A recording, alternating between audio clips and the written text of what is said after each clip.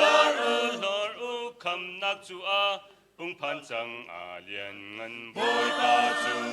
thang cha tu kham nak chu a ung phan chang van chung mi kan lo ao in vô lệ a ba chim dung zal na ni te a ngay cha mi na sin na ni chim lo tai sinh dòng a chim câu suy lo chim kan châu kho na bia chu chim dung zal toa chim na kham na king man la pe mi chu chim na thang chung le đi vào a ba chim na trong tiếng na lo lam la pi tiang pun kim mi na sin na chim dung za lu sa mi biang te sin na poi pa chu thang cha tu kham na chu a hung pan chang lian ngan na gram a kan cha in no mi a ka sar pia kalvari a lian ngan ram che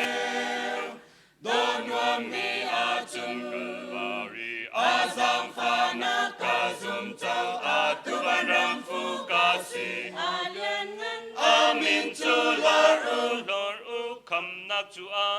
ung phan chang a lian ngan boy pa chu thang cha tu kham nak chu a ung phan chang van chung mi kan lo ao in vô lệ a ba chim dung zal na nin te a ngay cha mi na sin na nin chim lo thai sinh dòng a chim câu suy lu chim kan châu kho na bia chu chim dung zal toa chim na kham na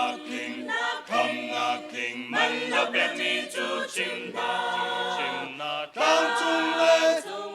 chung le đi vào a ba chim na trong tiếng na lo lam la pi tiang pun kim mi na sin na chim dung za lu ser mi biang te sin na boy pa chu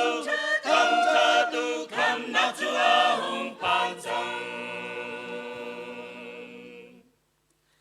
ama long ni ka suan man bat mi bia te a in chang kalvari mo arul di chang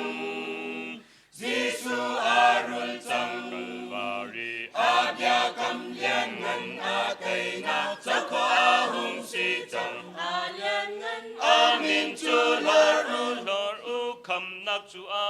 hung phan chang a lian ngan boy pa chu thang cha tu kham nak chu a hung phan chang van chung mi kan lo ao in vô lệ a ba chim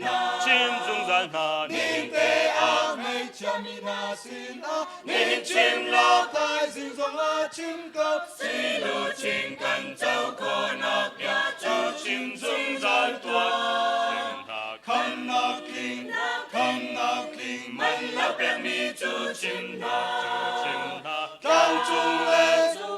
chung le đi vào a ba chim na trong tiếng na lo lam la pi tiang pun kim mi na sin na chim dung za lu ser mi biang te sin na boy pa chu thang cha tu kham nak chu a hung pan chang